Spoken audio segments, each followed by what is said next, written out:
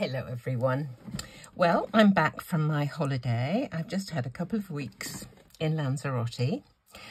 We were hoping for a little winter sun, but I'm afraid it was a bit chillier than I thought it was going to be, and I didn't quite have the right clothes, particularly for the evenings, but that's beside the point. We had a good time. We had a couple of nice trips. Well, I had a couple of nice trips.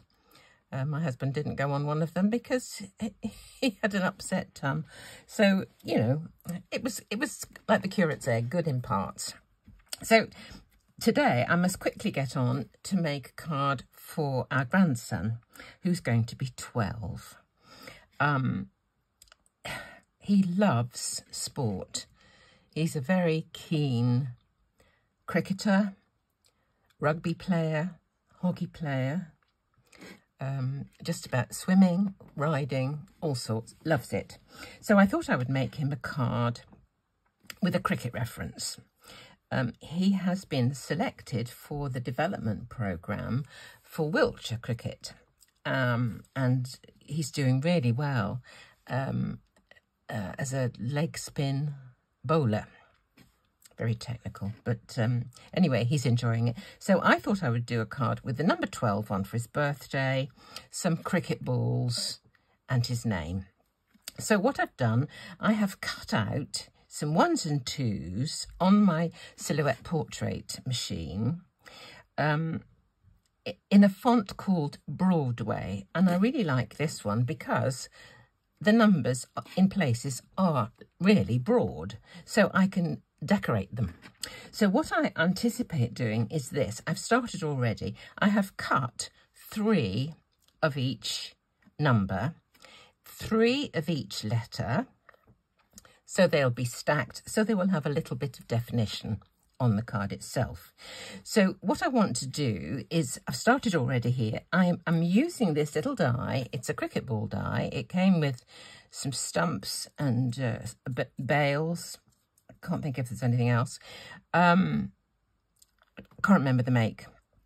So what I'm going to do is use this die both to emboss into the numbers to put a position for the ball, and then colour some of cricket balls and stick them on the top. And I think, I'm not sure, but I think I'm going to cut them to the edge of the shapes.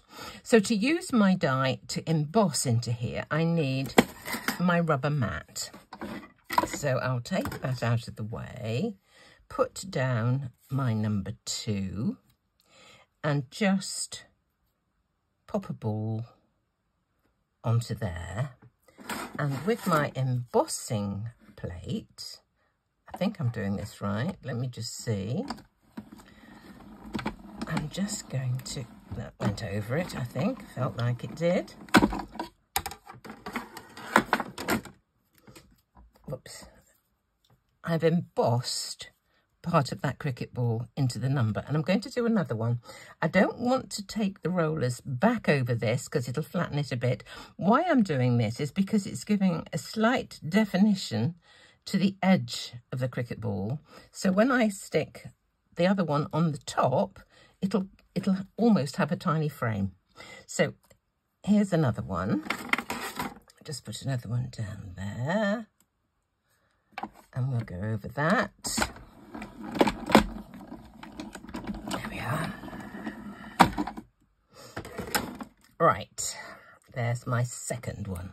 So those are my 2 numbers. Now, I have stuck 2 together there. I've stuck 2 together there. I'm going to put this on the top of each of these 2 numbers, and then I'm going to colour it. And I'm going to colour the background of the 2 in green for the grass. I'm going to colour the balls in red for the cricket balls, and then I'm going to stick them on the top. So first of all, I think I'm going to stick these together. Right. This is just a Nuvo broad-nibbed glue pen. Put that on top of there. And stick it down. Just hold it for a moment.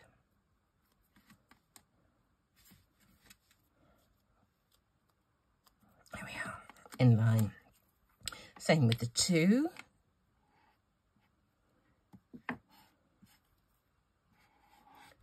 Here we go. Right, put that one away for the minute. Stick the 2 on the top. Okay. Try and get it as lined as closely as I can. Okay. There we go. Just wipe my mat. Get rid of the glue. Now, I have coloured some of the balls already. I'm just going to colour the background of the numbers. And I'm just going to put a couple of shades of green. I'm just going to put a bit of shading around the edges. Very, very randomly.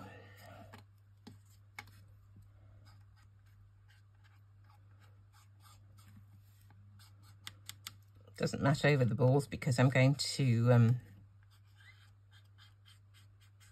cover those with the red ones. Right, now with the grassy green over everything.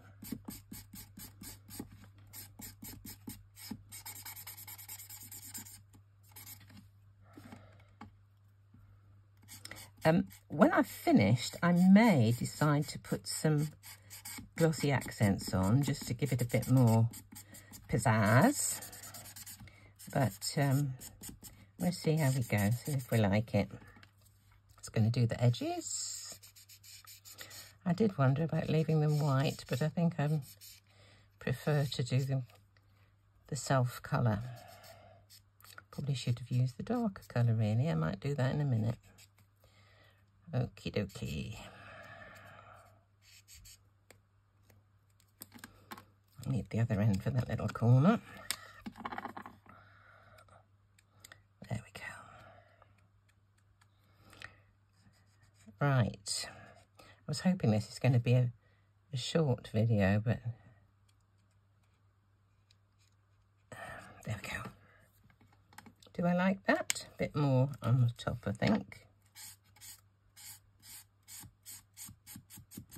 It looks quite sort of grassy green, doesn't it? Spring green.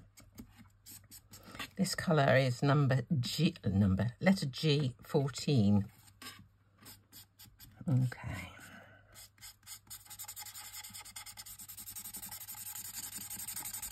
Really rough and red. Nothing special about this, but that bit of extra deeper colour just gives just a touch of definition.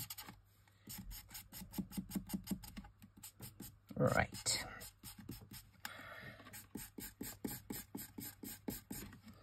Now I'll go around the edge, do the other end, because there's quite a bit of narrow stuff on this one.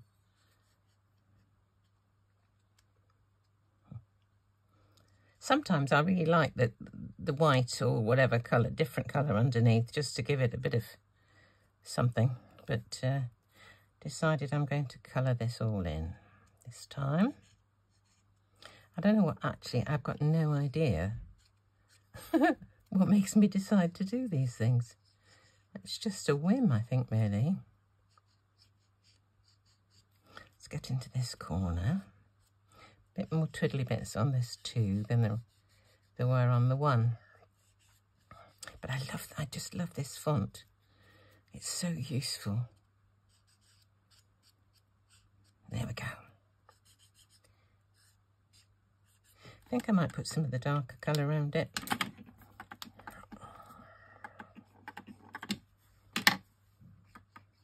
I've got a roll-away bench. By that I mean my markers roll away, the bench don't roll away. Oh dear. Right, there's my numbers.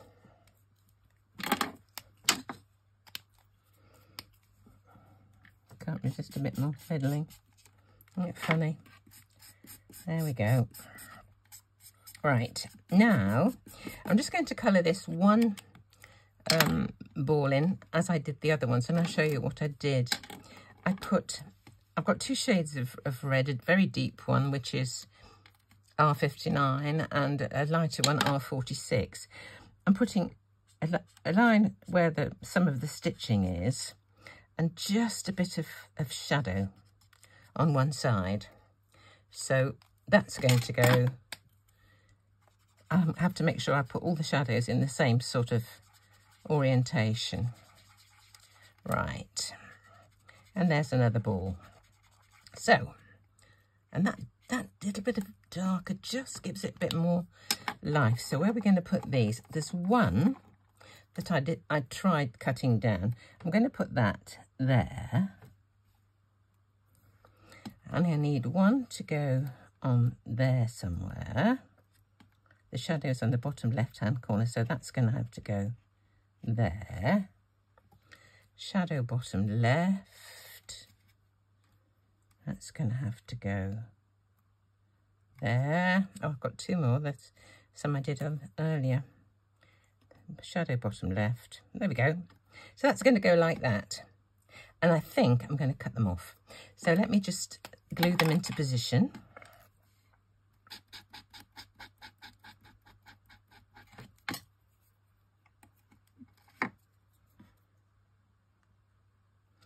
And that embossed ball that I did first just gives it a kind of a frame. It's ever so subtle, but you know, I thought it was doing something. We'll see. Right, let's just cut this in a moment. Shading on the bottom left. It didn't matter which way around they were when I embossed them, because they're getting covered up anyway, and I'm going to cut that off in a moment as well. Stick this one down. Shading bottom left. There it goes. And the last one.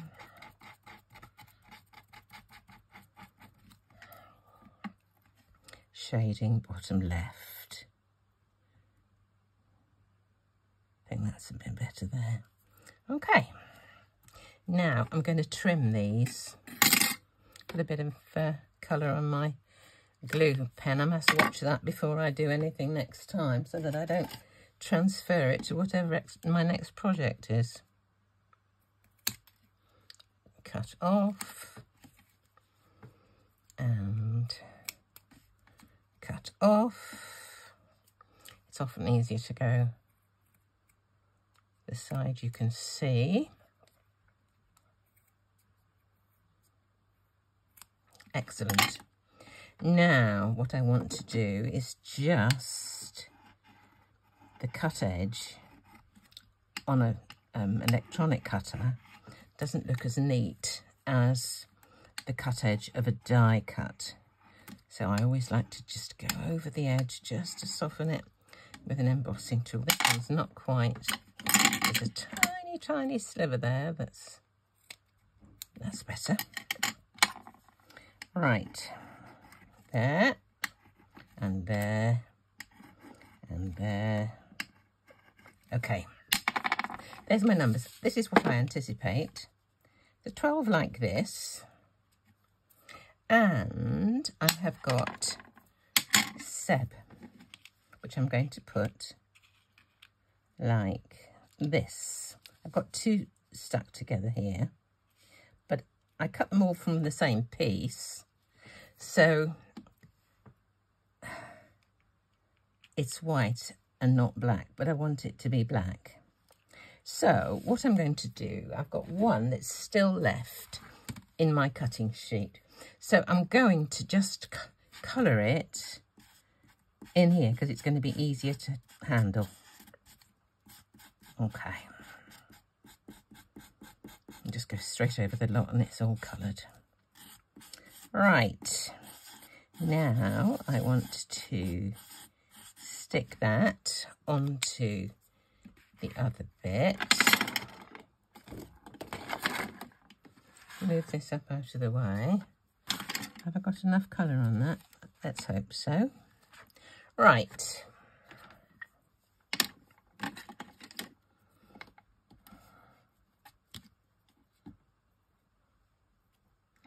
1, 2, and 3. Leave that out of the way. Let me just wipe this. I don't like to see it all messy. Right. Let's get my Seb down from here. I don't want to pick it up. I have to sharpen it, I think. This is a picker-upper, not a pencil. It's a picker-upper from Gummier Pan, but I think it needs a bit of a sharpen. You need to just keep it kind of clean on the edge. Right, I'm going to stick. Make sure I've got this the right way up. Is that there like that? Yep, that's the way. Now, I don't think I'm going to be able to stick this onto the card because I think I do want to put some glossy accents onto these pieces. So I'll have to wait until they're set before I can stick it down. Otherwise, I'll make a pig's breakfast of it. So I will do that in a moment or two. There's my S. Now my E. I think I may go over the edges of this one too. We'll see how I feel. I may like the white showing. God, what have I done with my E? Tell me where it is, people. On the floor. There it is. Oh, dear me.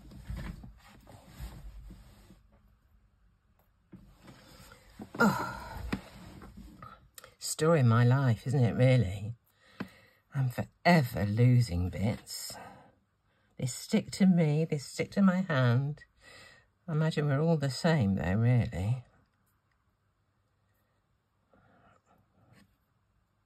I will put the finished card onto my Instagram page, Chrissy Job, so that you can see the finished card, because it's a bit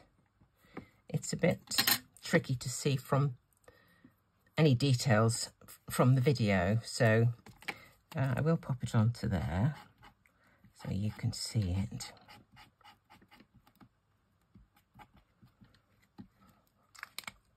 Right, here's my B for the Seb. You could see there was a bit of red. Did you see the bit of red on the glue pen? Right.